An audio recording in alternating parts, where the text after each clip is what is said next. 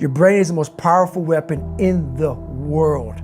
Once you put away your phones and your computers and all that we have nowadays, yeah, it's great. We're up to date. But your brain is the only thing you have when you're going through depression, when you're going through hard times, when you're going through death, real life. You can't Google that, man. You're alone.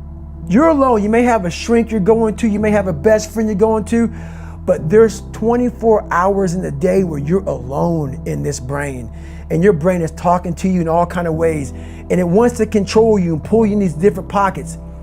If you can't control your own brain and your brain controls you, you got to tell your brain where you want to go and how you want to go and how you want to get there. You got to control it. If not, it's over.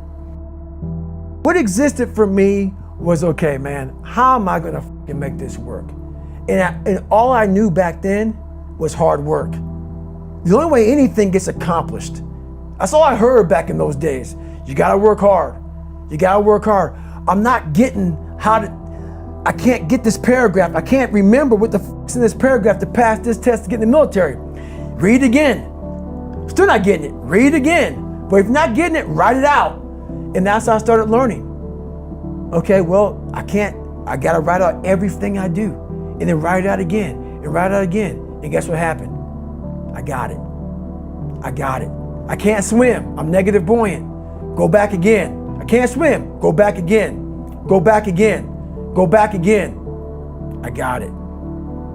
I realized if I keep going back and going back and going back until the just becomes, your mind will say, okay, we're gonna figure it out. Because he is not going to stop. It's not like I'm gonna try one more time. No, it's just like alarm clock goes off, boop, we're going back. I can't read right, we're going back. I gave myself no way out, and my mind realized that. They said, okay, we're gonna adapt and overcome now. Like a lot of people say, trying hard. Your mind knows, man. It knows this guy's bull. Me, man, this guy's lying. There's no truth behind it. When I was in Navy SEAL training, people go, how were you there for 18 months? The program was only 6 months long. You were in 3 hell weeks in 1 year. No one's ever done that. How did you do that? I talk about the new norm. When I lived in a $7 a month place when I was growing up for a short period of time, I loved it. I didn't know any different. That was my norm. Once we moved out of that place, we moved to a $236 a month place. I was like, I never want to go back to that little piece of shit. But if you go back to that $7 a month place and you realize this is where I live, this is all I got, your mind says, roger that, this is home. So when I was going through Navy SEAL training for 18 months and going back through all the hard parts over and over again, I told myself after the first time, I knew it was gonna be a long journey there. My body was breaking down. It was just how it was going on. I said, you know what? This is my new norm. So my mind said, it's like going to work. Like you go to work, you put your suit and tie on. I go into suffering every day. Every day suffering, being broken, duct taping my feet up, stress fractures, shin splints, being broken. This is my new norm. And your mind says, if we're not broken, this ain't normal.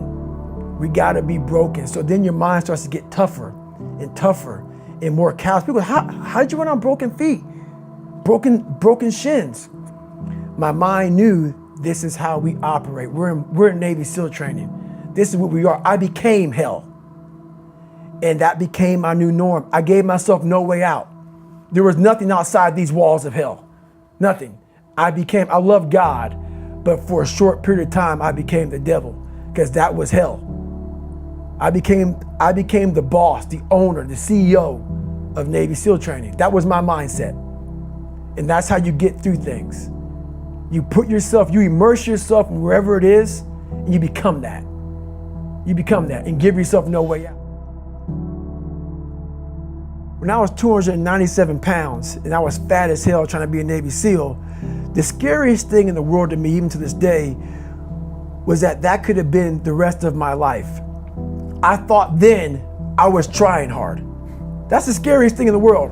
I thought then 297 pound, working for Ecolab, spraying for cockroaches, making $1,000 a month.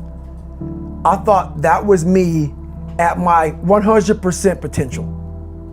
Come to find out, a few years later, I wasn't anywhere near that. 106 pounds less, graduated Navy SEAL training, went on to do all these other things. Looking back on that, that was me trying hard. That's why people gotta understand, what is in us, we have no idea until we start trying hard. And I mean really trying hard, where you're obsessed with, hey, this is my new norm. My new norm is that, wow, this isn't always fun. It's not always meant to be fun. And that's when you know you're trying hard. People hear my story and think this guy is sadistic. I realized how the brain works. I figured out how the brain works. I'm a scared kid, and that's what gives me so much power. I had no foundation, and I built this off of just researching the mind. The feeling you get is basically invincibility. You realize that you can't do it all the time. When you need to do it, I know I can go to a place that I can live in. And when you know that you can run on broken legs and you can do certain things that a lot of people can do, but they're not willing to do, this power, this sympathetic nervous system of fight or flight, and you're fighting, it gives you this charge of energy of when you're sitting there at 3:30, 4 o'clock in the morning and you're duct taping your feet up because they're broken, and you're doing it by yourself, and you're going through arguably one of the hardest training in the world. And these guys, most of them are healthy, and you're going through it broken, and you're already at a disadvantage, but you're still there. You can feed into that and tap into that for a lot of power. But if you look at it, well, I'm broken, man. I'm not gonna make it. But if you look at it as, man, I'm broken and I'm still here, and I'm fighting, and I'm gonna find a way to get through this because I have no other place to go. It gives you a lot of power. When things start to suck really, really bad, my brain and a lot of people's brain, they don't go to your dad beating you up. Your brain says, we gotta get the out of here. This is miserable. So anger goes away a lot of times when you're suffering, because your brain just says, we gotta run, we gotta go. So that anger is not popping up saying, oh, I wanna show them, I wanna show those people. No, there has to be a much deeper, when I say deeper, it has to be down to mineral soil. It has to be down to that nice mineral soil where nothing can burn.